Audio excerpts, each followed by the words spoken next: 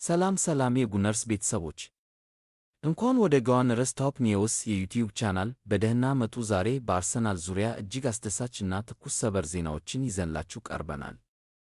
በዛሬው መርሃ ግብራችን የአርሰናል የረጅም ጊዜ ህልም የሆነው የብሩኖ ጊማራይስ ዝውውር ከኒውካስል ዩናይትድ ጋር ስምምነት ላይ መድረሱን፣ የክሪስቶስ ኦሊስን ይፋዊ ዝውውር፣ የዊሊያም ሳሊባን የጉዳት ሁኔታ እና አርሰናል ቀጣይ የሚያስፈርመውን ታላቅ የጥቃት ተጫዋች ዝርዝር መረጃ ይዘንላችሁ መጥተናል። እስከ መጨረሻው አብራችሁን ቆዩ። ወደ ዕለቱ ዋና እና ትልቁ ሰበር ዜናችን ስናልፍ አርሰናል የኒውካስል ዩናይትዱን አዛዥ እና አማካይ ብሩኖ ጊማራይስን ለማስፈረም ከክለቡ ጋር በመሠረታዊ ነጥቦች ላይ ስምምነት ላይ መድረሱ ተረጋግጧል። እንደ ታማኝ የእንግሊዝ ሚዲያዎች እና የፈረንሳዩ ጋዜጠኛ ሁጎ ጊልቤት ዘገባ ሁለቱ ክለቦች በ77 ሚሊዮን እስከ 80 ሚሊዮን ፓውንድ የዝውውር ክፍያ ላይ ከስምምነት ደርሰዋል። የኒውካስሉ አሰልጣኝ ኤዲ ሃው ከክለቡ የመልቀቃቸውን ተከትሎ የጊማራይስ ዝውውር ፍጥነት አግኝቷል። በአሁኑ ሰዓት ከቦነስ ክፍያዎች ጋር የተያያዙ ጥቂት ጥቃቅን ነጥቦች ብቻ የሚቀሩ ሲሆን ዝውውሩ በሚቀጥሉት ጥቂት ቀናት ውስጥ ሙሉ በሙሉ ያልቃል ተብሎ ይጠበቃል። ይህ ዝውውር በሚኬል አርቴታ የመሃል ክፍል ግንባታ ላይ ትልቅ አብዮት የሚፈጥር ሲሆን ከዲክላን ራይስ ጋር በመሆን የፕሪሚየር ሊጉን ጥንካሬ በከፍተኛ ደረጃ ከፍ ያደርገዋል ተብሎ ይታመናል።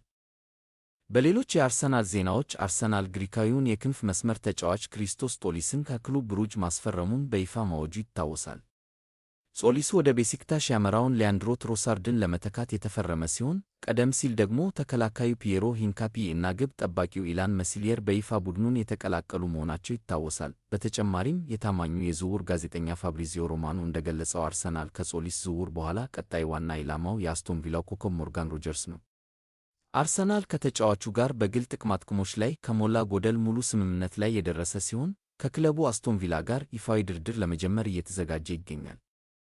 ገቢ ተጫዋቾች ብሩኖ ጊማራይስ ጠንካራ ዘገባ በ77 ሚሊዮን 80 ሚሊዮን የዝውውር ክፍያ በመሠረታዊ ነጥቦች ላይ ስምምነት ተደርሷል። ክሪስቶስ ኦሊስን ተረጋገጠ፣ በይፋ የአርሰናል ተጫዋች ሆኗል። ሞርጋን ሮጀርስ ጠንካራ ዘገባ የግል ስምምነቱ ተጠናቋል፣ ይፋዊ ድርድር ሊጀመር ነው። ብራድሌ ባርኮላ ቪኒሲየስ ጁኒየር ያልተረጋገጠው። በርካታ የውጭ ሚዲያዎች ስማቸውን ቢያይዙትም አርሰናል በአሁኑ ሰዓት ይፋዊ ድርድር አላደረገም።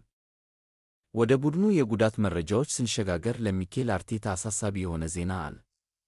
ታማኙ ጋዜጠኛ ፋብሪዚዮ ሮማኖ እንዳረጋገጠው የፈረንሳይ ተከላካያችን ዊሊያም ሳሊባ ያስተናገደው ጉዳት እጅግ አሳሳቢ በመሆኑ የሕክምና ቡድኑ የቅርብ ክትትል እያደረገለት ይገኛል። የጉዳቱ ዝርዝር ሁኔታ እና የመመለሻ ጊዜው በቀጣይ ቀናት ይፋ ይደረጋል። በመልካም ጎኑ ደግሞ ዩሪየን ቲምበር ከጡንቻ ጉዳቱ ሙሉ በሙሉ አገግሞ ከቡድኑ ጋር ሙሉ ልምድ መጀመሩ ተረጋግጧል።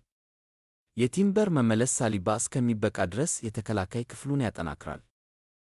አርሰናል ለአዲሱ የ2026-27 የውድድር ዘመን ዝግጅቱን በከፍተኛ ትኩረት እያካሄደ ይገኛል። የካራባኦ እና የፕሪሚየር ሊግ ውድድር ነሐሴ 15 አገስት 21 አርሰናል ኮቨንትሪ ሲቲን በኤምሬትስ በማስተናገድ የሚጀምር ይሆናል። በተጨማሪም በሴፕቴምበር ወር በሚጀምረው የቻምፒየንስ ሊግ የምድብ ጨዋታ አርሰናል ባለፈው የውድድር ዘመን እስከ ፍጻሜ ደርሶ ዋንጫውን ያጣበትን ቁስል በመካስ በዘንድሮ ውድድር የአውሮፓ አሸናፊ ለመሆን ትልቅ ትኩረት አድርጎ ይሠራል። የዕለቱ የባለሙያ ትንታኔ የሚያሳየው አርቴታ እና የአርሰናል አመራሮች በዚህ የዝውውር መስኮት የሚያደርጉት እንቅስቃሴ እጅግ ስልታዊ ነው። ብሩኖ ጊማራይስን ማስፈረም የመሃል ክፍሉን ቁጥጥር እና የካራክተር ጥንካሬ በከፍተኛ ደረጃ ይጨምራል። በተጨማሪም እንደ ክሪስቶስ ኦሊስ እና ሞርጋን ሮጀርስ ያሉ ወጣትና ረሃብተኞች ተጫዋቾች መምጣታቸው የቡድኑን ጥልቀት ከማሳደጉም በላይ አርሰናል በፕሪሚየር ሊጉ እና በቻምፒየንስ ሊጉ እስከ መጨረሻው እንዲፋለም ትልቅ መሠረት ይጥላል። ውድ የጉነርስ ቤተሰቦች የዛሬው የአርሰናል ዜና እትማችን ይህንን ይመስል ነበር። ይህ ዜና ከተመቻችሁ ላይክ ማድረጋችሁን አትርሱ። አዳዲስ እና አሁናዊ የአርሰናል መረጃዎች በየቀኑ እንዲደርሶችሁ ጉነርስ ቶፕ ኒውስን ሰብስክራይብ በማድረግ የደወል ምልክቷን ይጫኑ። የዛሬው ጥያቄያችን ብሩኖ ጊማራይስ አርሰናልን መቀላቀሉ ለአርሰናል የመሃል ክፍል ምን ያህል ጥንካሬ ይሰጣል? ተስፋዬ ሐሳባችሁን በኮመንት ያካፍሉን። ስለተከታተላችሁን እናመሰግናለን።